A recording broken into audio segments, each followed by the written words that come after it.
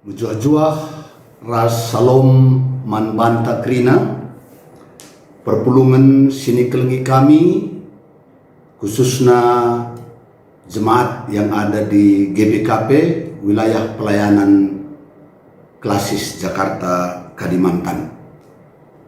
Sebelum kita memulai seluruh aktivitas pekerjaan kita sepanjang hari ini, khususnya di akhir pekan ini, terlebih dahulu kami mengajak kita untuk merenungkan firman Tuhan yang menjadi sapaat teduh pada pagi hari ini.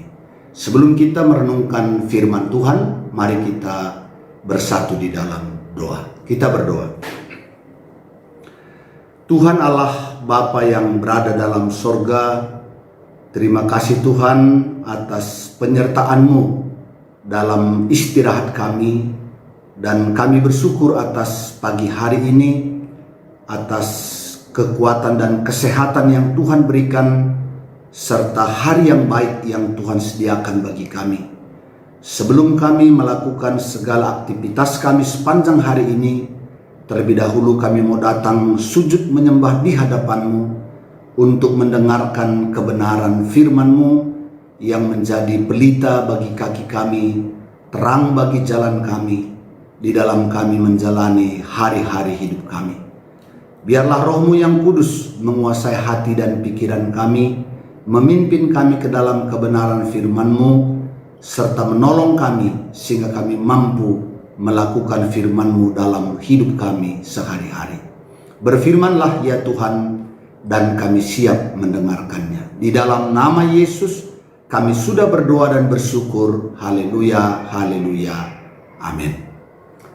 Jemaat yang dikasihi oleh Tuhan, firman Tuhan yang menjadi nas renungan kita pada pagi hari ini diambil dari Yeremia pasal 16 ayat 20. Demikianlah firman Tuhan. Dapatkah manusia membuat Allah bagi dirinya sendiri? Yang demikian bukan Allah. Renungan kita pada pagi hari ini adalah bagian dari perikop yang berisi ancaman hukuman yang disampaikan oleh Tuhan melalui Nabi Yeremia kepada umat Israel. Mengapa ancaman hukuman ini disampaikan oleh Tuhan? Karena umat Israel telah meninggalkan Tuhan. Umat Israel telah beribadah dan sujud menyembah kepada ilah-ilah lain.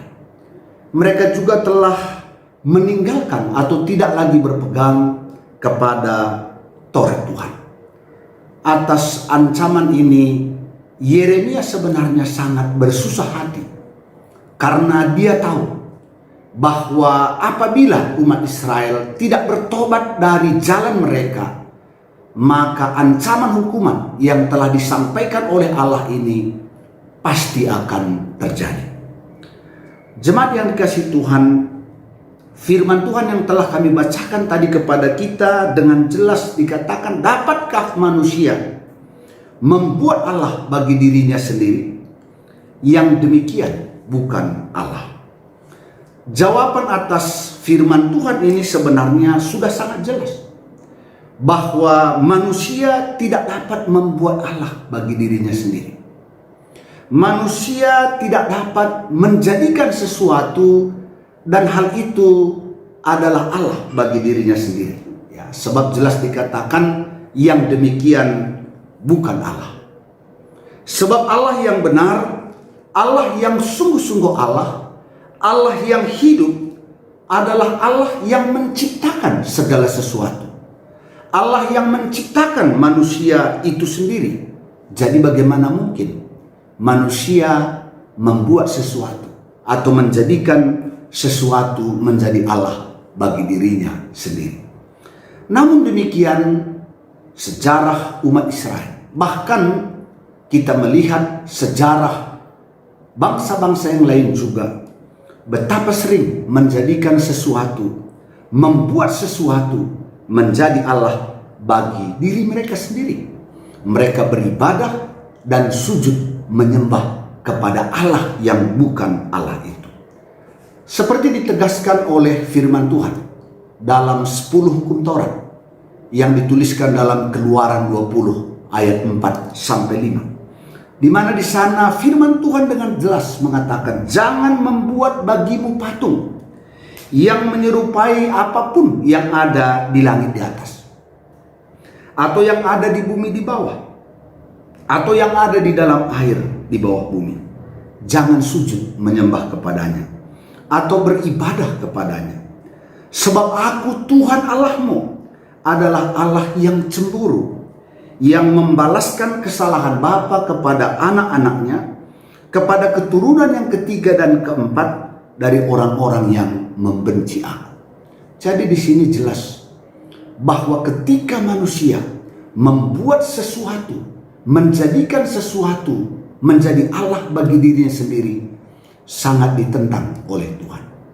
Bahkan orang-orang yang melakukan itu sama dengan tindakan membenci Tuhan itu sendiri. Karena itu dia jelas katakan, aku akan menghukum bukan hanya mereka yang menyembah ilah itu, melainkan anak-anak mereka, bahkan sampai keturunan ketiga dan keempat. Namun menjadi pertanyaan, mengapa manusia sering jatuh membuat sesuatu, menjadikan sesuatu menjadi Allah bagi diri mereka sendiri? Yang pertama, jelas manusia selalu menginginkan apabila mereka menghadapi persoalan-persoalan, mereka harus segera mendapat jalan keluar. Bahkan jalan keluar yang mereka harapkan ialah sesuai dengan pikiran mereka sendiri, sesuai dengan apa yang mereka rancangkan sendiri.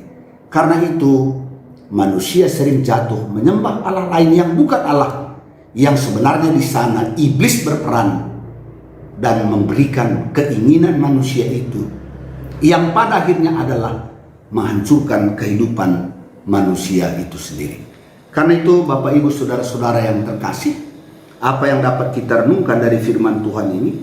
Yang pertama, seperti firman Tuhan jelas, jangan ada pada kita Allah lain selain daripada Allah yang hidup, Allah yang menjadikan segala sesuatu termasuk kita, Allah yang telah menyuruh anaknya Yesus Kristus ke dalam dunia menjadi juru selamat bagi kita, Allah yang sungguh-sungguh setia mengasihi kita umatnya. Karena itu jangan membuat sesuatu, jangan menjadikan sesuatu menjadi Allah di dalam hidup kita, beribadah dan menyembah kepadanya. Yang kedua, ancaman hukuman yang telah disampaikan oleh Yeremia. Apabila mereka tidak bertobat, maka hal itu pasti terjadi dalam hidup mereka. Dan benar bahwa ketika umat Israel tidak bertobat, maka hukuman itu benar-benar terjadi. Umat Israel dibuang ke tanah pembuangan dan mereka mengalami kesusahan yang berat dan harus menjalani selama 70 tahun. Karena itu percayalah kepada Tuhan, percayalah kepada Allah yang telah mengasihi kita, yang telah memberikan anaknya yang tunggal kepada kita untuk menebus dosa-dosa kita, supaya kita ditebus dari kematian, supaya kita ditebus dari kuasa iblis, supaya kita beroleh keselamatan kehidupan kita. Karena itu kita patut hidup di jalan Tuhan, kita patut melakukan perintahnya, kita patut sujud menyembah kepada Allah yang hidup itu. Dan apabila kita melakukan hal yang demikian, maka Allah yang penuh kasih karunia, Allah yang berkuasa itu akan menyertai dan memberkati kehidupan kita. Demikian firman Tuhan yang boleh kami sampaikan pada pagi hari ini. Sekiranya kasih karunia, damai sejahtera dan berkat daripada Tuhan beserta dengan kita. Sebelumnya mari kita bersatu di dalam doa. Bapa di dalam surga, kami bersyukur atas firman-Mu yang boleh mengingatkan kami bahwa Engkaulah satu-satunya Allah yang hidup, yang patut kami sembah di dalam hidup kami, yang patut kami mentaati perintah-perintah-Mu. Karena di dalamnya ada hidup dan berkat-berkat yang disediakan oleh Tuhan bagi kami. Secara khusus kami berdoa buat GBKP Runggun Bogor Barat. Berkati hamba-Mu yang melayani di sana, baik pendeta, pertua diaken emeritus, pertua diaken, pengurus kategorial dan seluruh jemaat Tuhan. Biarlah sepanjang hari ini pimpinan Tuhan atas mereka, sehingga mereka boleh merasakan bagaimana Tuhan menuntun, menyertai dan memberkati kehidupan mereka.